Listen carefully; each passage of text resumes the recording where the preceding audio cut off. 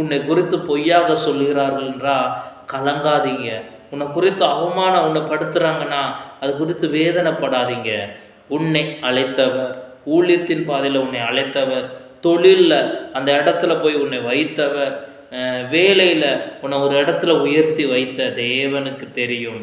எங்கே நீ அவமானப்பட்டாயோ, எங்கே உன்னை பொய்யாக சொன்னார்களோ அதே இடத்துல உன்னை உயர்த்த. அதனால் கலங்காதீங்க. பொய்யாக சொல்கிறவங்களுக்கு தேவன் பார்த்து கொள்வாங்க. அழகாக தேவன் அவங்களுக்கு சொல்லியிருக்கிறாரு, நீ யார் அடுத்த வேலைக்காரனை நியாயம் தீர்க்க?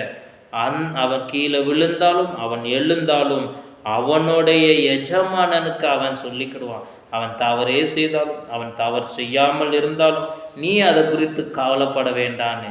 அதனால் அப்படி நியாயம் தீர்க்கிறவங்க, பொய்யாக சொல்லி பரவி கொண்டு இருக்கிறவங்க, தூற்றி கொண்டு இருக்கிறவர்கள் குறித்து மனவேதனைப்படாதீங்க. எனக்கு பிரியமானவர்களே, தேவன் பார்த்து கொள்ளுவார். அவர் நம்மளோடு இருப்பதனால தான் மனிதர்கள் பொய்யாக சொல்கிறாங்க.